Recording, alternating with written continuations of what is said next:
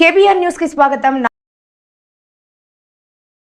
పై కూటమి నాయకులు రాజకీయ వేధింపులకు పాల్పడుతూ జగ్గంపేట నియోజకవర్గం, ప్రతిపాడు నియోజకవర్గం, తుని నియోజకవర్గాల్లో ఎమ్మెల్యేలే నేరుగా యానిమేటర్లను 20 ఏళ్ల నుంచి 15 ఏళ్ల నుంచి పనిచేస్తున్న తొలగించారు.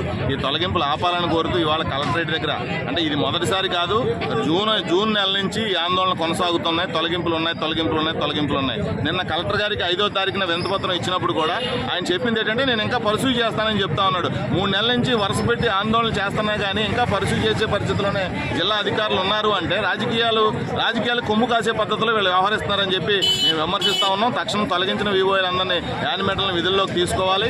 అలాగే రాజకీయ వేధింపులకు పాల్పడుతున్నటువంటి కూటమి నాయకుల్ని కంట్రోల్ చేసేటువంటి పని ఈ కూటమి పెద్దలు చేయాలి. లేకపోతే జగన్మోహన్ రెడ్డికి ఏ పరిస్థితి ఎదురైందో, కింద కార్యకర్తలు ఏ రకమైన పని చేసినా జగన్మోహన్ రెడ్డి మాట్లాడలేదు కాబట్టి ఇవాళ 11 సీట్లకు పడిపోయాడు అనేటువంటిది మీరు గుర్తుపెట్టుకోవాలి.